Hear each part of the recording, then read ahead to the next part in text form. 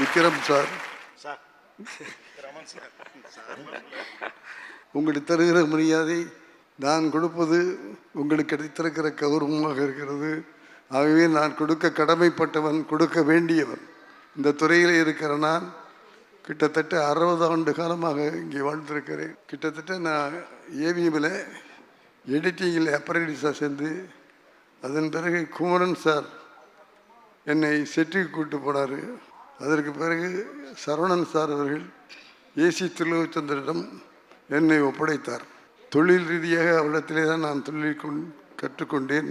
கலா சொன்னாங்களே, எல்லா குருவையும் மறந்துடக்கூடாது, ஞாபகம் வச்சுக்கணும் அப்படின்னு சொன்னாங்களே, அந்த குரு மரியாதை உள்ள கலாவுக்கும் என்னுடைய வாழ்த்து. அப்படிப்பட்ட குருவை எனக்கு அறிமுகப்படுத்தியவர் நம்முடைய எம் சரவணன் அவர்கள். அவர் தான் நீங்கள் திருலோச்சந்திரன் பொண்ணுங்கன்னு சொல்லி என்னை திருலோச்சந்திரத்தில் சேர்த்து விட்டாங்க. அவர் ஏவிஎம்மில் பண்ண படங்களுக்கு பூரா நான் தான் உதவி இயக்கணும். இந்த இங்கே உட்காந்துருக்கு அம்பியா, இங்கே ஒரு 5-6 பேர் ஒரே மாதிரி வந்து நின்னாங்க.